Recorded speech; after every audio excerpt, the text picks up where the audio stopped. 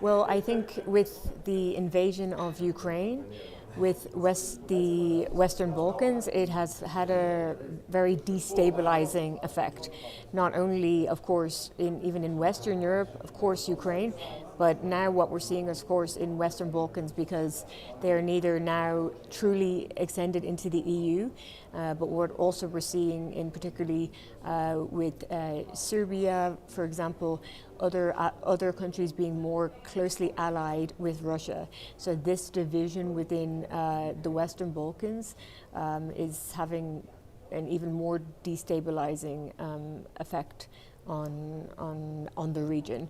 And so across the entire continent, we're seeing different types of destabilization, and from cost of living crisis to political issues, to alliances with Russia or alliances with the West. So it's a very, very changing geopolitical landscape, and what we're going to see with this ends, when it ends, how it ends, we cannot look into the future.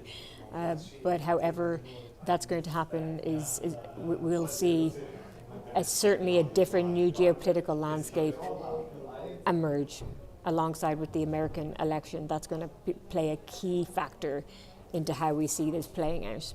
So I'll say the resurgent nationalism, because again, this issue of nationalism is nothing new to the 21st century, 20th century, 19th century.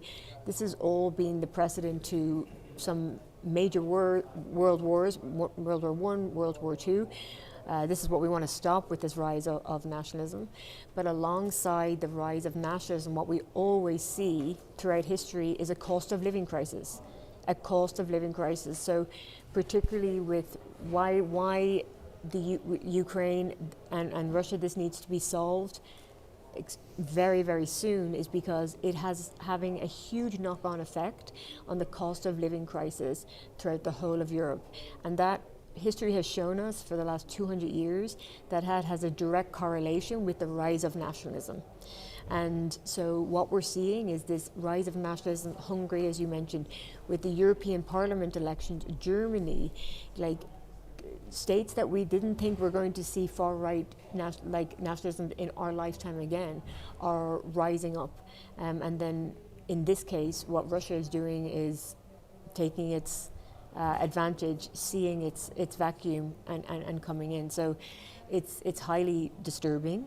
It is not a good direction that we're heading in, but it's not something that the EU nor any country, be it domestic in the EU, for example, should be burying their head in and thinking it will just go away. It's not going to go away. We have to deal with it head on, and make sure and have policies and deterrence for this. So it's nothing that's just going to pass, because it has some disastrous consequences, as we've seen throughout history, and I've full belief that this will be the same again if it's not stopped. So yeah, as I mentioned, Russia is one of the I say greatest in not a good way, but one of the greatest strategists of disinformation. And we saw this as far back as the 2008 election, where Obama actually expelled 8 Russian diplomats from the US under the Vienna Convention of Diplomatic Relations, which a lot of people don't know about, but he actually expelled them for interference in it due to social media. So that was the first time it was ever, there was an impact, or there was a repercussion for that. But since then, Russia has only gained so much power for its disinformation tactic and its tools, and it's done in so many formats. Bots, it's done in covert operations, it's done through proxy states, it's done through different, as you said, Telegram, Signal. These are all, they are experts at this, of creating different strategic narratives, and that's my work that I've been following for now nearly 16 years, since the 21st November 2013, since Ukraine was to sign the extension into the EU. So they're masters at this, Russia, and what we should be doing is trying to keep on top of it, because it's changing so fast, and particularly with the introduction of artificial intelligence, which is now my key research area. This is a whole new ball game, and it moves so fast. And so it is very difficult to keep up with the pace of artificial intelligence and how people are using it, because you not only have to learn how people are using it, you have to go a step further to learn how to stop it. So that's going to be a key challenge in the future. Yeah, so I came back to my room last night to see that this had happened, and I spent 3 hours just watching. Could not believe that Iran had finally done this. Sent, I think it was 250 at that time of watching, ballistic missiles towards the Iron Dome. Obviously, I'm not a diplomat anymore, but I am Irish. I stand very much with the Irish foreign policy, which is not the same as everyone's foreign policy here.